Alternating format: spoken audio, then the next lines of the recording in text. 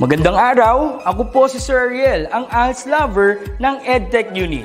Narito po ako para sa isang napakagandang balita at upang magpaalala na ang kinabukasan ay mas gaganda at uunlad kung ang lahat ay patuloy na mag-aaral. Sa edukasyon sa ating bansa, tiyak na walang maiiwanan sa pag-abot ng mga pangarap. Kaya naman ang Department of Education ICT's Educational Technology Unit at Alternative Learning System Task Force ay nagtutulungan sa pagkakaroon ng ALS Tech Empowerment Program upang maihatid ang excellent quality education sa ating mga ALS learner and teachers. To easily deliver the lessons from the modules and other references, we will provide tablet PC as part of the DepEd computerization program to all ALS teachers and orientation on the use of these packages. To deepen the pedagogical use of information and communications and technology in delivering instructions, there are training workshops on the use and curation of open educational resources or OER, Google and Microsoft productivity tools, creation of video lessons using PowerPoint presentations and KineMaster, and on ebook or e-magazine development. To create an avenue for remedial lessons that is open to all learners, teachers, and parents, we will have the ETUlay free online tutorial and mobile ETUlay, where we will visit remote schools to feature the best practices of our ALS teachers and learners. Sa mga out-of-school youth and adult, laging tatandaan na may pag-asa upang makapagpatuloy sa pag-aaral. May ALS para sa inyo. Ang edukasyon ay para sa lahat. Para sa bata, para sa bayan, para sa guro. Sulong Edukalidad.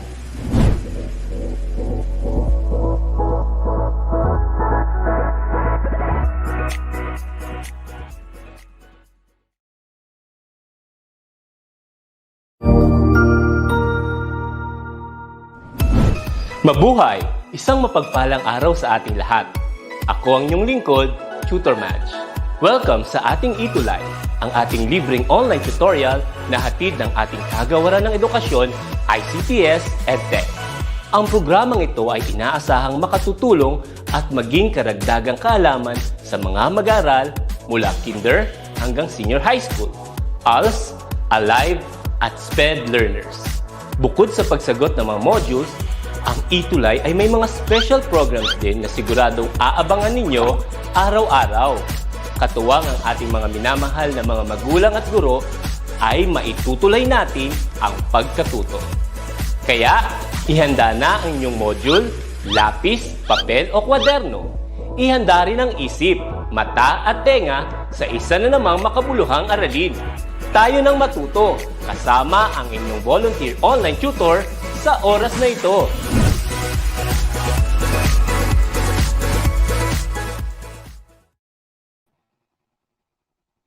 Magandang gabi sa inyong lahat. Ako nga po pala si Tutor Chadi, ang inyong science buddy dito sa Alternative Learning System, Learn Strand number 2, High School. Okay? At para sa araw nito ay magkakaroon muna tayo ulit ng isa pang talakayan na alam natin ay makakatulong sa ating pang-araw-araw na pamumuhay. At ang pag-uusapan natin ngayon ay classification of animals. Ngunit, bago natin umpisan ang ating talakayan ngayong araw na ito, ay nais ko munang batiin ang lahat ng ating mga ALS learners, viewers, and students. Okay? Magandang gabi po sa inyo lahat. At nais ko po muna magpaalala na sa mga panahon na katulad po ngayon na may pinagdadaanan po ang ating buong mundo o ang mundo natin, ay naway sana magkaroon pa rin po tayo ng positibong pananaw sa lahat po ng sitwasyon at oras. Pangalagaan din po natin ang ating mga katawan. Mainam po na tayo ay uminom ng mga bitamina at maraming tubig. At syempre, hindi dapat nagpapahuli ang pagkain po ng mga gulay at kung ano-ano pang prutas. Alright? So para sa araw po na ito, ang ating pag-uusapan ay the classification of animals. Okay? Ito ay halin sa ating modules na animals found at home and in the community. At nais ko muna ding sabihin ang ating mga objectives. Classification of animals, By the end of the lesson, the ALS learners will be able to, number 1, name some animals found at home and in the community, and classify animals according to habitat, food eaten, and structure. Ready na ba kayo mga ka-ALS? Magaling! Tayo na ating umpisahan ng ating talakayan. Ngunit, bago ko tuluyan umpisahan ng ating topic para sa araw na ito, ay nais ko munang magbigay ng konti lamang mga review tungkol sa ating napag-usapan nung nakaraang session. Okay? Let us check what you have learned last week. Choose the correct answer from the choices and write it down in your paper. Number 1, langkat. Sa tingin ninyo, ano ba ito? Ito ba ay nakikita sa terrestrial? Ito ba ay nakikita sa aerial? O ito ba ay nakikita sa mga aquatic? Magaling! Ang tamang sagot ay letter T, terrestrial. Number 2, ang water lily kaya, okay? Saan kaya namumuhay? Ito ba ay sa terrestrial? Ito ba ay aquatic? O ito ba ay sa aerial? Magaling! Ito ay letter AQ, that is aquatic. Okay? Para naman sa number 3, ang mga seaweeds kaya, saan kaya natin sila makikita? Ito ba ay sa terrestrial? Ito ba ay makikita natin sa aquatic o sa aerial? Magaling! Ang tamang sagot ay AQ or aquatic. Okay? Para sa number 4, bugambilya. Saan ba natin ito makikita? Sa terrestrial, aquatic, or aerial? Magaling! Ito ay ating makikita sa terrestrial. At number 5, orchids. Ito ba ay halamang pang-terrestrial, aquatic, or pang-aerial? Magaling! Ito ay AE or aerial.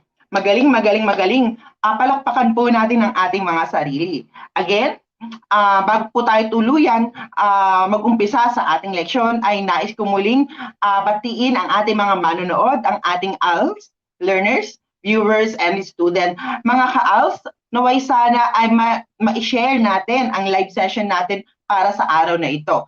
At nang mas marami pang mga bata ang matuto. Alright? And don't forget to like and subscribe our channel po, DepEd Educational Unit, and at the same time, doon po sa ating YouTube, Educational Technology Unit. Alright?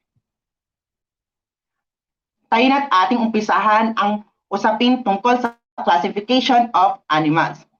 Animals can be classified according to number 1 by habitat, number 2 by the foods they eat, and number 3 by the body structure or bone structure. Sa araw na ito, pag-uusapan natin kung ano-ano nga ba ang mga pag-uuri sa ating mga hayop na nakikita madalas, hindi lang sa ating komunidad, kundi sa iba't ibang bahagi ng ating lugar, katulad ng mga sa forest, sa mga kabukiran, at kung ano-ano pa. Sa lahat ng mga animals or hayop na nakikita natin, kaya ba natin silang ma-identify kung ano ang mga klase at uri ng hayop sila?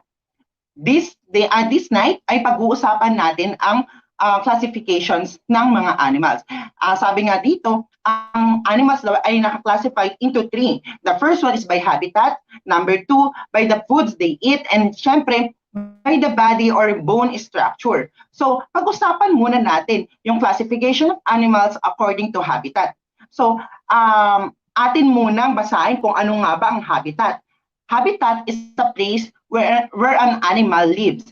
It is a natural home or an environment that provides favorable surroundings for some particular animal species by fulfilling their basic necessities like food, water, and most importantly, a place to live in. Pag sinabi nating habitat, my dear ALS learners, viewers, and students, ito yung tinatawag natin na tirahan ng ating mga alagang animals o yung mga hayop, hindi lang dito sa ating komunidad, kundi sa iba't ibang lugar dito sa ating mundo. Okay? Meron tayong tatlong habitat na pag-uusapan. Katulad ng sa ating mga halaman.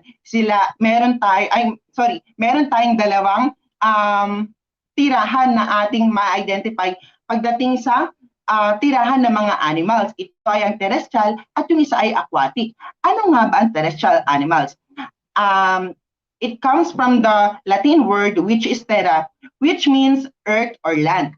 Ito yung mga animals na nakatira sa ating mga kalupaan. Okay? Are animals that live on land such as cats, chicken, cow, goat, and marami pang iba. Most of the terrestrial animals have 4 legs and have well-developed organs. So, sinasabi natin na kapag terrestrial animals, ito yung mga hayop or animals na nakatira sa lupa. Okay? Lahat na nakikita natin na hayop na madalas makita sa mga kalupaan o kapatagan ay tinatawag natin na terrestrial animals. Katulad na lang ng chicken, cow, goat, at madami pang iba. Karamihan daw sa kanila ay meron daw mga 4 na legs na kung saan ay may well-developed organs. Ibig sabihin, may mga parte sila ng katawan na talagang essential sa kanilang pamumuhay. Okay? Ano-ano ba yung mga example nito? We have cow, chicken, goat, and cat. Ito ay mga hayop na madalas natin makita sa ating terrestrial places. Ano naman kaya ang aquatic? Aquatic animals that are animals that live on water such as whales, crabs, sea snails, lobsters, at madami pang iba. Aquatic animals such as fishes have a special respiratory organ called gills that extract dissolved oxygen from water and excrete carbon dioxide. So, itong mga animals na to na nakatira sa iba't ibang uri ng tubig ay tinatawag natin na aquatic animals. Meron silang tinatawag na special respiratory organs katulad ng gills na kung saan ay nakakapag-extract ng hangin na kanilang kailangan or the oxygen. At syempre, ito ay nag-excrete naman sila ng mga carbon dioxide na very essential para sa mga halamang tubig. Okay, dahil ito ang kanilang iniinom. Ito ang kanilang ginagamit para mabuhay. So, what are the examples of aquatic animals? We have whale, dolphins, fishes, and lobster. Okay, ito yung mga hayop na madalas natin makita at nakatira sa mga katubigan. At this time, pag-usapan naman natin ang mga animals.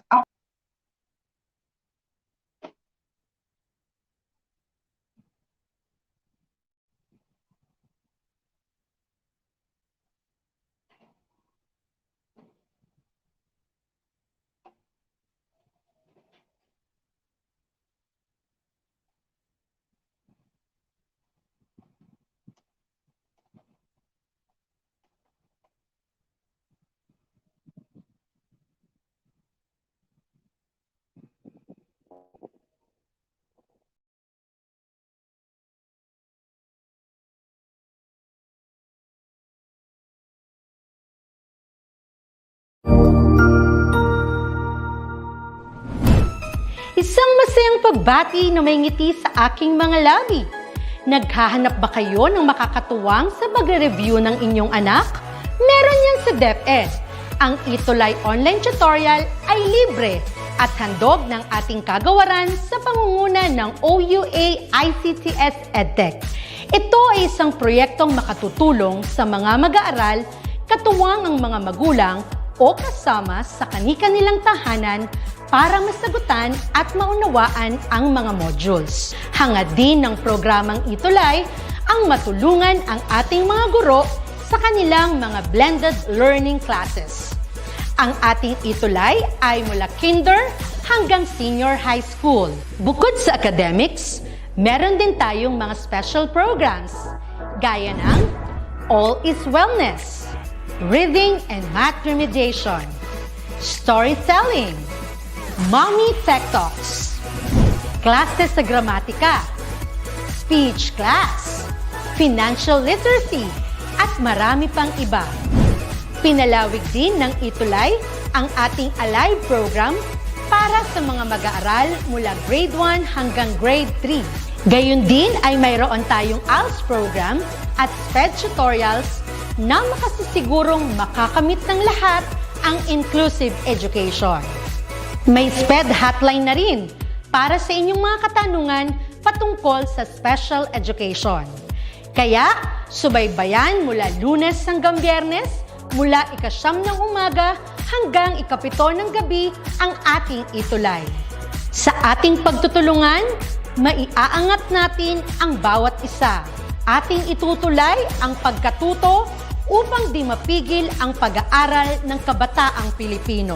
Itulay natin ito, sulong edukalidad.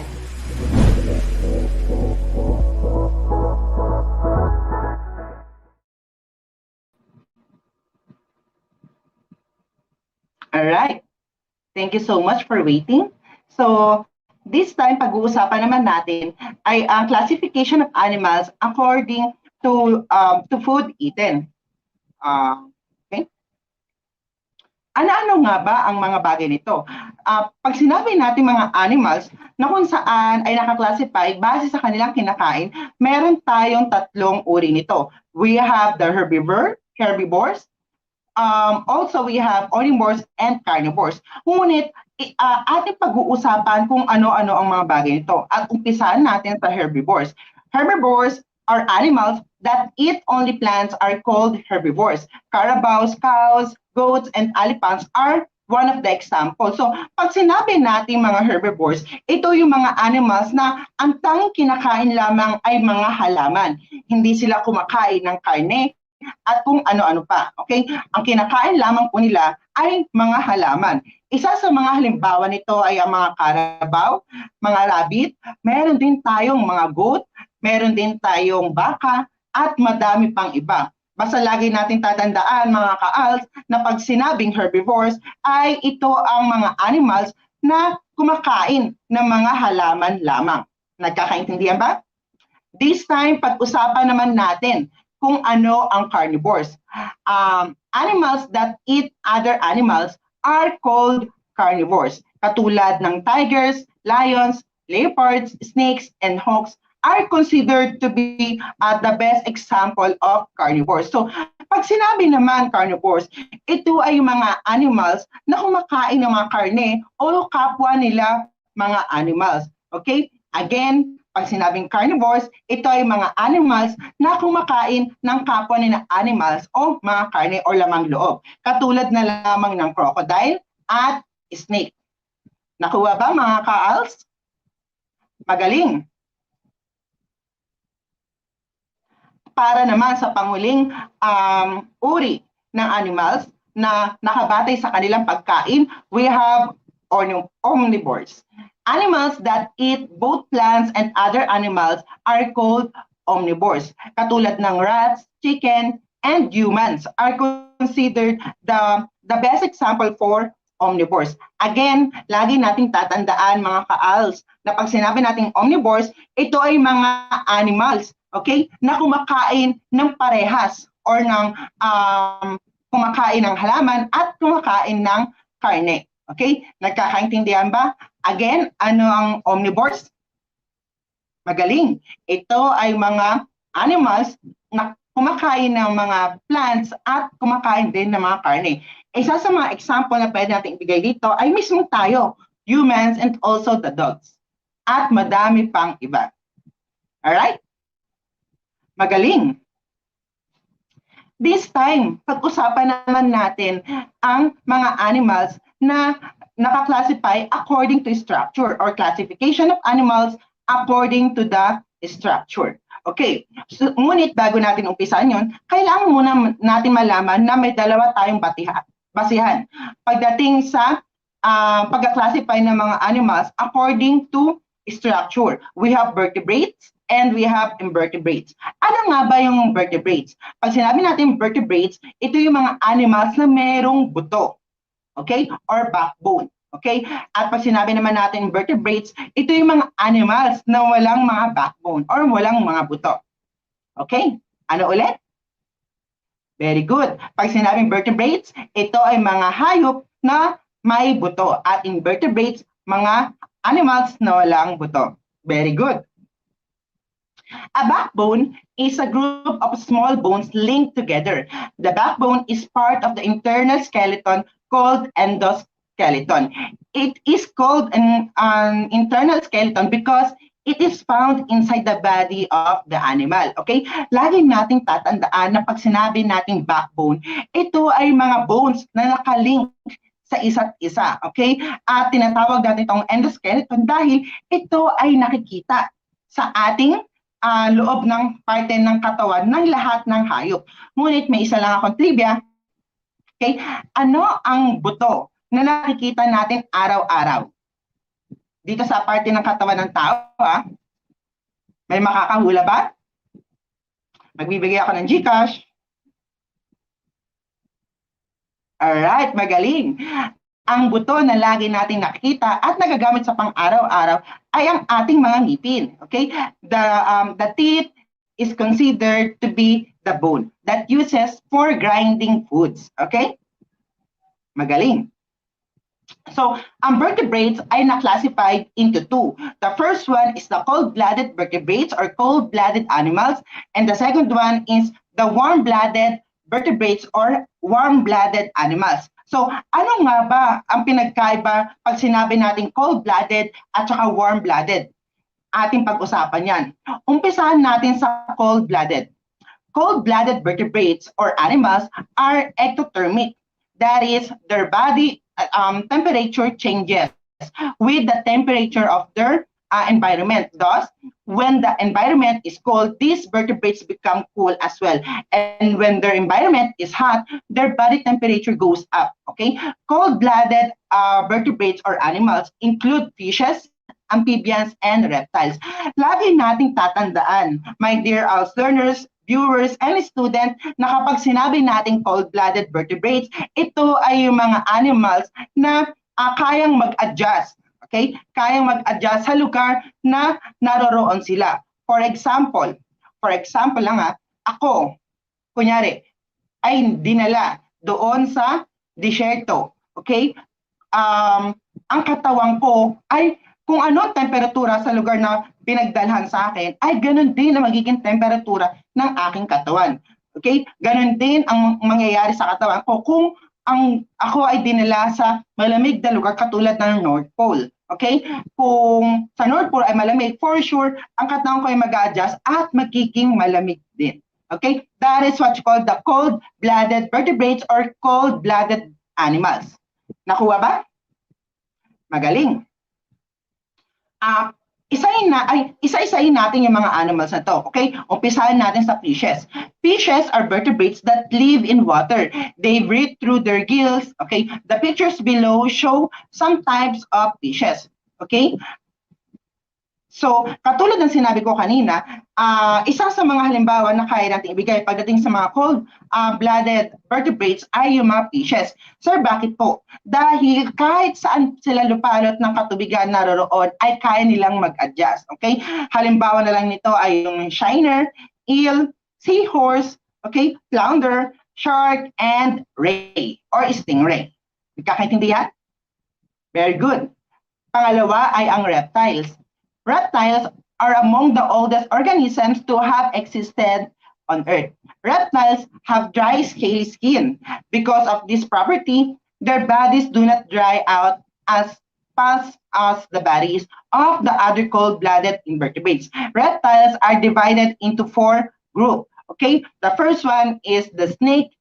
The second one is the turtles, crocodiles, and lizards. Okay, umpisahan natin sa crocodile. The crocodile group of reptiles includes alligator.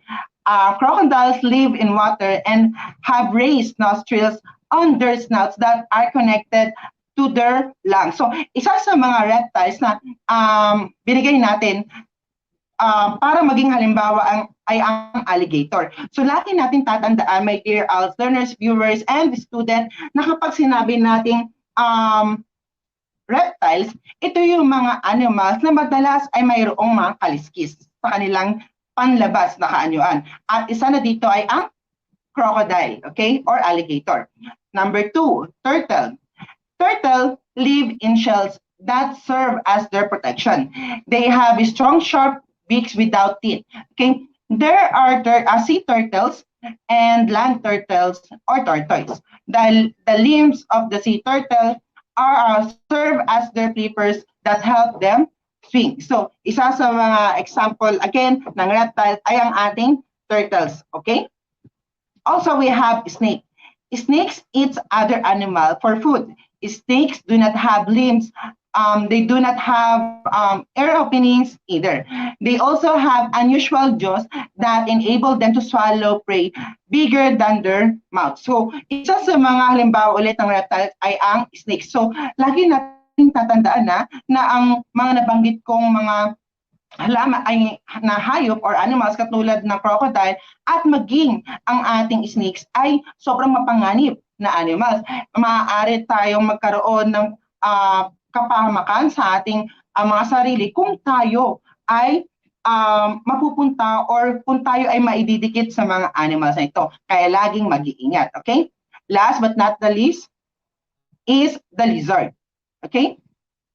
Most lizards have 4 legs with 5 toes on each foot.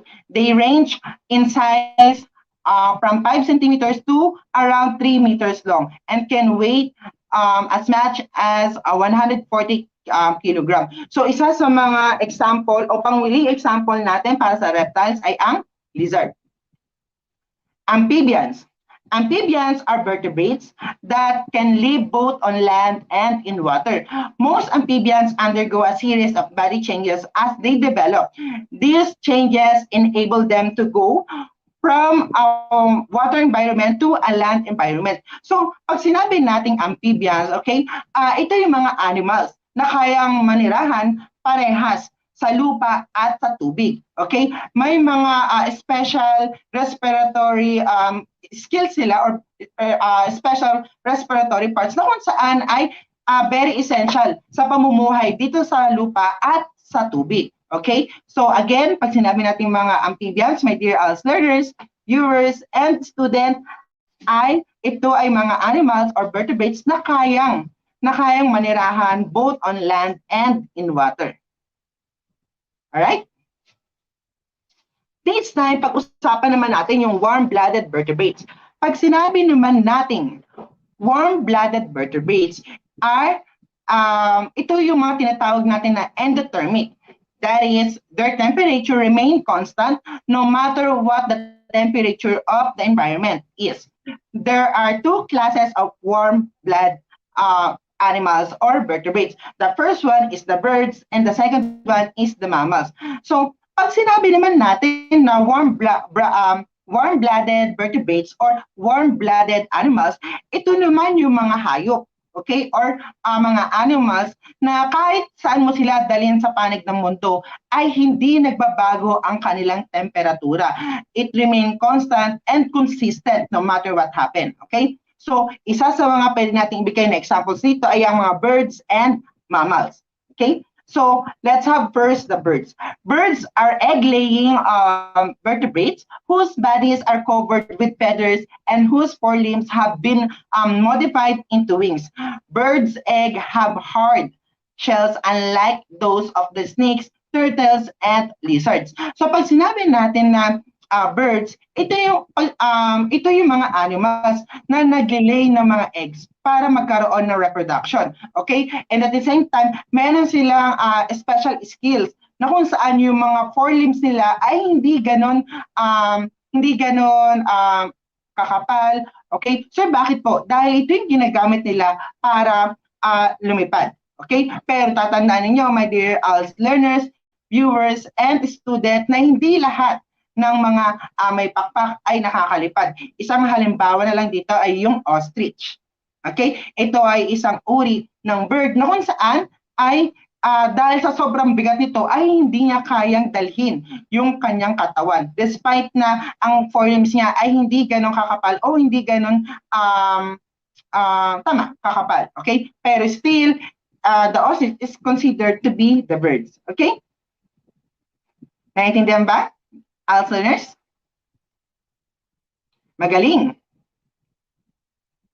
Ito ang isa sa mga example ng ating mga birds. We have flicker, downy, pheasant, chicken, mockingbird, eagle, blue jay, seagull, swan, ano pa ba? Hawk, and duck.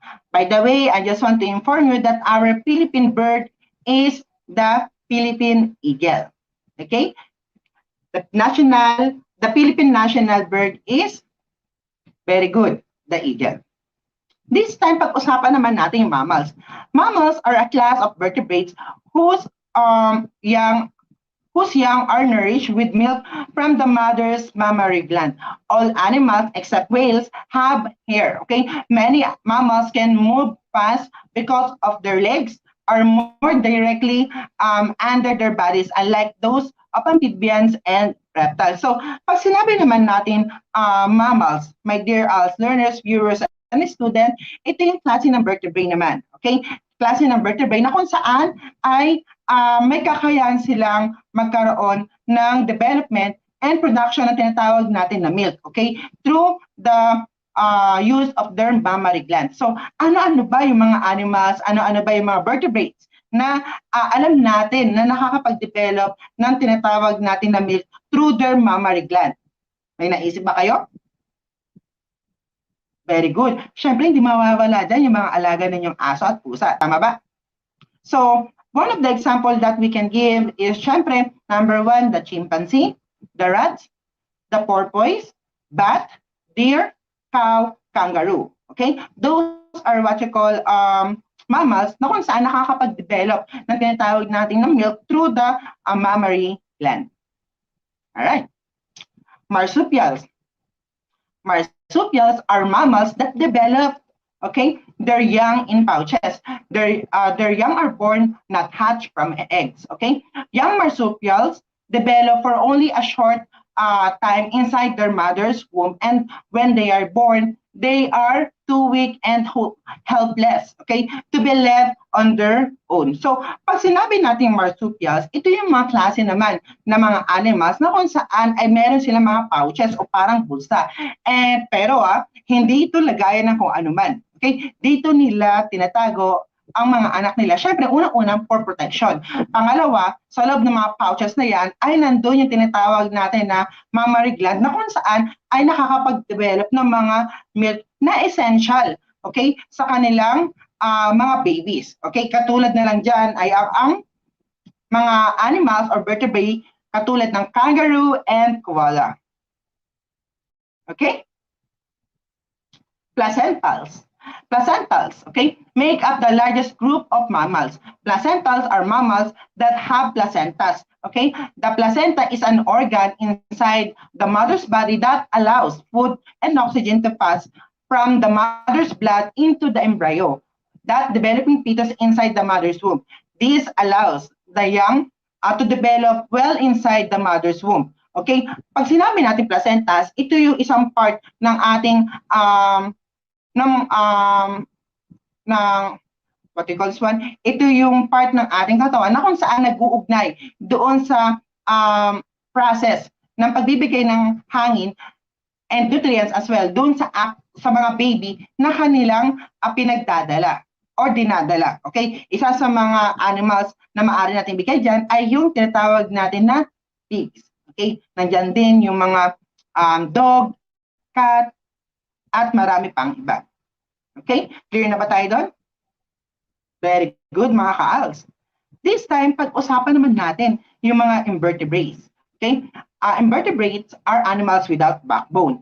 Katulad na lang ng crabs, spiders, and insects are considered and included in this group.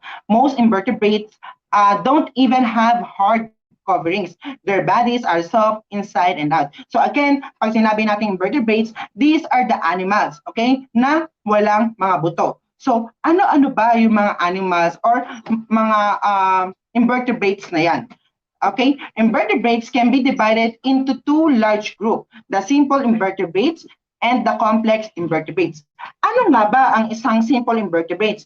Simple invertebrates are invertebrates that have simple nervous system and digestive system. Okay? Pag sinabi naman natin na complex invertebrates are also have the nervous and digestive system. Pero all of them have muscular and skeletal systems. So pag sinabi natin simple invertebrates, mayroon silang tinatawag na nervous systems and digestive systems. Pero yung ibang body systems ay hindi ganun ka-develop sa kanila. That is the reason why they are called simple invertebrates. Ngunit pag sinabi naman natin na complex invertebrates, meron din silang syempre nervous system and at the same time digestive system. Pero mas nakikita natin at mas na-identify natin sila na complex invertebrates sila dahil mas visible and mas develop yung tinatawag natin na muscular and skeletal systems sa mga animals na ito. Alright? That is the simple and that is the complex invertebrate. Okay, again, pag-usapan natin muli, pag sinabing invertebrates, ito yung mga animals na walang backbone. Okay, at ang invertebrates na ito ay nahahati sa dalawang division. The first one is the simple invertebrates. Meron itong digestive at nervous system. At meron din tinatawag na complex invertebrates na kung saan meron din namang nervous system and digestive system pero mas visible at mas develop yung tinatawag natin na muscular and skeletal systems sa mga katawan nito. Okay? Very good. Okay. This time, pag-usapan natin yung simple vertebrates. So, the simple invertebrates are sponges, coelenterates, annelids, flatworms, and roundworms. Okay, ano-ano ba yung mga invertebrates na ito? So, number one, we have sponges. Sponges are found in underwater. They live attached to rocks and other objects and do not move from place to place. So that is the sponges. Okay. Sponges are made of two layers of cells around a central cavity. The outer layer is the epidermis, which contains many pores. Okay. The inner layer is made up of polar cells that have whip-like flagella that wave back and forth. Okay? Pag sinabing flagella, ito yung paraan nila para makapag-move or makapag-transfer from one place to another. Okay? So, creating water currents. Food particles in the water that move toward the sponge are trapped and digested by the collar cells.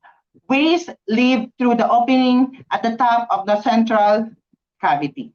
That is what you call the sponges. Okay, we have the coelenterates. Coelenterates also live under water like the sponges. However, they are more complex than sponges and have cells that are organized into tissues. So, isa sa mga example natin dyan ay yung corals, okay, sea anemone, and jellyfish. Lagi natin tatandaan na pag sinabing coelenterates, they have what you call digestive cavity. They use snail-like tentacles to move and feed. The tentacles form a ring around the mouth of the animals.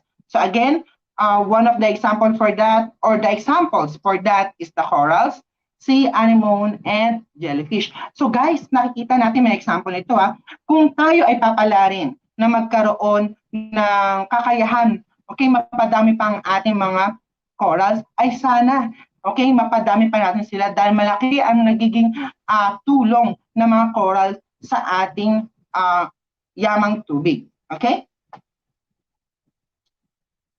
Echinoderms. Echinoderms are spiny-skinned invertebrates that live in oceans. Among the characteristics that make echinoderms unique is that their bodies can be divided into 5 more or less similar portions around a central line. So ano-ano ba yung mga echinoderms na ito? We have the starfish.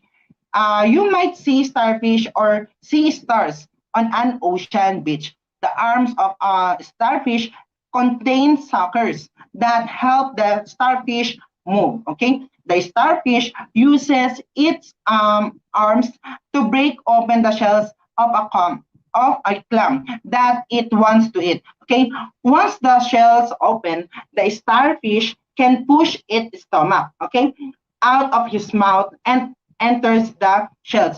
The stomach can then begin to digest the food. So that is what you call the echinoderms. Okay?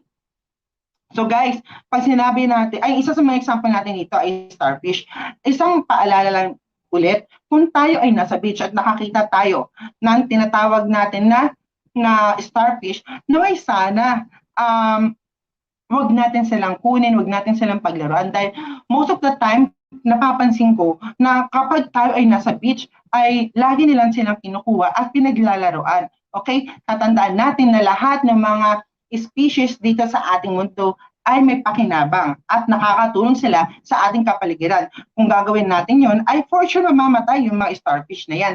So again, paalala lamang, okay? Sana kung tayo ay maliligo sa mga yamang tubig katulad ng mga dagat, ay sana wag natin silang kunin. Okay? At wag natin silang syempre paglaruan. Flatworms. Flatworms have more complex structures compared to sponges and coelenterates. Okay, they are the simplest worms. They have flat bodies with right and left sides. Okay, they also have a head and back end and top bottom sides. Most flatworms are parasites. So, ang mga flatworms guys are more complex sila. Hindi katulad ng mga tinatawag natin na sponges and coelenterates. Meron silang flat bodies lamang, okay? Hindi sila katulad ng mga normal worms na nakikita natin na talagang meron silang round shape na itsura. Pagdating kay flatworms, ito ay naka-flat lamang, okay? And most of the time, itong mga flatworms na to ay mga parasites. Roundworms. Roundworms, on the other hand, have smooth rounded bodies with pointed ends, okay? Some roundworms are small. They cannot be seen by the naked eye.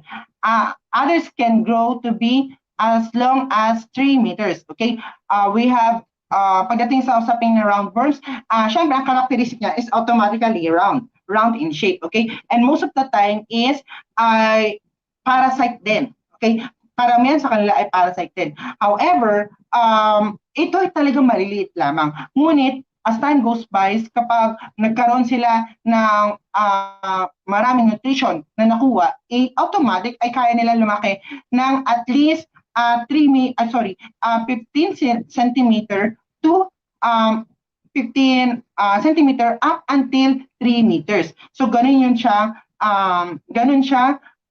kabilis lumaki. Okay? Ganun siya kahaba lumaki. Kapag siya ay nagkakaroon talaga ng nutritious na kinakain. Pero most of the time, these roundworms are parasite in our body and the body of the animals. So let's have the complex invertebrates. The complex invertebrates are annelids, mollusks, arthropods, and insects. So annelids are segment worms. The bodies of annelids are divided into segments that specialize in different tasks. Annelids have various organ systems formed from their tissues. Okay? Pag sinabi natin annelids, ito yung mas complex. Okay? Dahil so kung bakit tinawag silang complex invertebrate dahil mas complex yung kanilang pangangatawan. Unlike the roundworm and flatworm, okay? This time, ang mga annelids ay may well-developed body system. One of the examples for that is the earthworm and yung mga leech or yung linta. Okay? Mollusks. Mollusks have soft bodies that are covered by a fold of tissues called mantle. The digestive systems of a mollusk is found under its mantle. Mollusks also have muscular foot that they cannot use for movement and for capturing prey. So, pag sinabi natin mollusks is these are meron silang pangangatawan na tinatawag natin na mantle. And most of the mollusks are stationary. Ibig sabihin, karamihan sa kanila ay hindi nakakagalaw. Okay? Ngunit, okay, may mga mollusks tayo na may kakayahan gumalaw because they have what you call muscular foot na ginagamit nila for movement. So, isa sa mga example natin dito ay yung squid, yung clam, yung oyster, and syempre yung snail. Okay? So, insects, isa sa pinakamaraming species ng tinatawag natin ng complex invertebrates are the what you call insects. Insects make up the largest group of arthropods.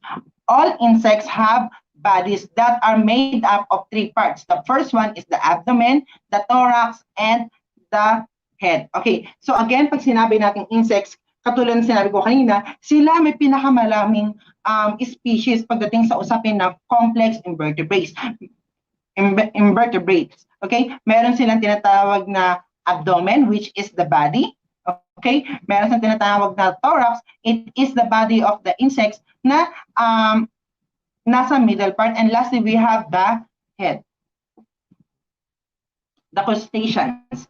The crustaceans are a group of arthropods that live in water. Okay, crabs, lobsters, and many kinds of shrimps are included in this group. So we have crab and lobster here.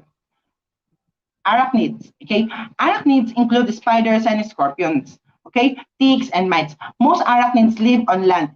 So isa sa mga example nito ay yung mga spiders and scorpions, which usually live around buildings and under rock. So, pag sinabi nating arachnids, okay, lagi yung tatandaan na isa sa mga example nito ay yung spiders, scorpion, yung mga ticks and mites. Okay, madalas itong nakatira sa mga sulok-sulok ng ating pamamahay. Madalas silang takot sa mga ilaw. So, those are the what you call arachnids. Centipedes. Centipedes are worm-like animals whose bodies are divided into many narrow segments or sections. Each section has a pair of legs. Okay, the centipede has a pair of antenna on its head and a pair of jaws. So that is what you call the centipedes. And lastly, we have the millilipids. Millilipids are worm-like, many legs animals. Okay, some millilipids can have more than 100 pairs of legs. Okay, each segment of the millilipid has 2 pairs of legs. Unlike centipedes, millilipids feed mainly on plants and live in dark, damp places. Okay, they are also much slower than centipedes. So, pag sinabi natin millilipids, guys, ito yung hindi sila magkaparehas ni centipede. Dahil si centipede, syempre, bilang lang at kukunti lamang yung kanyang mga legs. Unlike the millilipids, ay binubuo ito ng 100 o minsan mas madami pa. So, isa sa mga pinagkaiban ni millilipids at saka ni centipede is mas mabagal ang movement ng ating mga millilipids compared to the centipede. Okay? So, that is our lesson for today. I hope na may natutunan kayo sa buong araw nito in regards with our topic, the classification of animals. Again, meron tayong tatlong classification of animals. Number 1, we have by the habitat. Number 2 is by the food that they are eating. And lastly, by the bone structure or structure. Okay? So, ready na ba kayo para sa maikling hinandang pagsasanay? Magaling! Let us check what you have learned this day. Choose the correct answer from the choices and write it down in your paper. Number 1, which of these animals can you find at home or in your community? Letter A, lion. Letter B, tiger. Letter C, leopard, or letter D, cat. Ano daw yung animals na madalas natin makita sa bahay natin o sa community? Comment down your answers. Alright. Ang lion ba o leon nakikita ba natin sa community o sa bahay ninyo? Ang tiger kaya? Siyempre, ang leopard. Nakikita niyo ba sa community at saka sa bahay natin? Alright, so the answer for number 1 is letter? Very good. Letter D, cat. Ang cat ay isa sa mga community animals na madalas natin makita. It's either sa mga kalsada, sa mismo community natin, or even sometimes dito sa ating pamamahay. Okay? Marami pang ginagawang pet ang mga ito eh. Diba? Very good, Jericho Bascos. The answer is letter D. Alright. Number 2. The following are all vertebrates except A, man. Letter B, dog. Letter C, fish. Letter D, housefly. Lahat daw, okay? Lahat daw ng mga animal sa pagpipilian ay mga vertebrates. Ano nga ba ulit ang vertebrates? Pag sinabing vertebrates, ito yung mga animals na merong backbone. Ang letter A ba, man, meron ba siyang backbone? Letter C, meron bang backbone ang fish? How about the letter B, dog, or the housefly? Comment down your answers. All right. The answer for number 2 is very good. Letter D, housefly. Kasi lahat ng nabanggit si letter A, man, si letter B, dog, at saka si letter C, fish, ay considered to be a vertebrates dahil may mga backbone sila. Unlike the housefly is considered as to be the invertebrates. Okay? Number 3, fishes thrive in an aquatic habitat. Where can you not find the fishes? Okay? Saan ba natin hindi makikita ang mga fishes? Okay? So, letter A, river. Letter B, lake. Letter C, desert. Or letter D, ocean. Meron bang mga isda sa river? How about sa lake? Sa desert kaya? Letter D, ocean. Alright, comment down your answer. The answer for that is letter C. Siyempre, walang nabubuhay, okay, na fishes sa ating desert. Unang-una, dahil mainit dito. Pangalawa, siyempre, dahil sa presence and influence ng tinatawag natin na solar radiation, ay nagkakaroon ng mas maraming evaporation sa mga lugar na yun. Actually, sa desert nga is merong kakulangan sa supply ng tubig. So, napaka-imposible talaga na merong mabuhay na isda sa ating desert. Alright? So, again, I am Tutor Chadi, okay, na makakasama nyo tuwing Tuesday sa ating DepEd ETUlay from 6 p.m. to 7 p.m. Ang aking hawak na topic lagi ay the ALS Alternative Learning System or the Learning Strand number 2, Science. At ang aking tinuturuan ay mga high school. Ngunit lagi natin tatandaan na lahat ng bata ay pasok sa ating pagtuturo. At lagi nyo rin tatandaan na walang imposible pagdating sa pag-aaral. Siyempre, mga ka-dear ALS, learners, viewers, and students, huwag kakalimutan panoorin ang lahat ng aming sessions dito sa Alternative Learning System at sa lahat po ng programs ng DepEd ETUlay. Kami po ay bumukas from Monday to Friday, 9 a.m. to 7 p.m. Okay? Muli, ako po si Tutor Chadi. Bago ko po iwanan ang aking session para sa araw na ito, nais ko lamang mag-iwan ng isang katagang kaibiganin natin si Rita. Dahil kay Rita, reading is the answer. Salamat!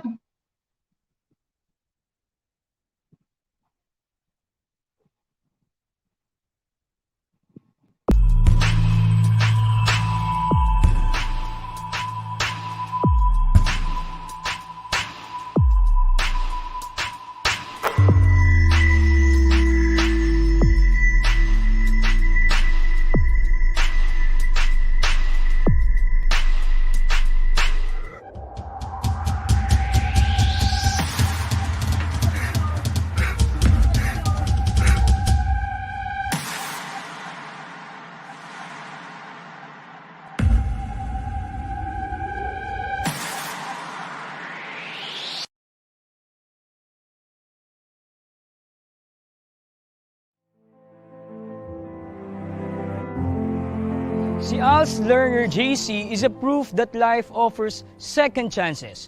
Nagkakamali pero naitatama at patuloy tayo to dream, set our goals, work hard for it, stick to it until we reach the success and the happiness that we hope for.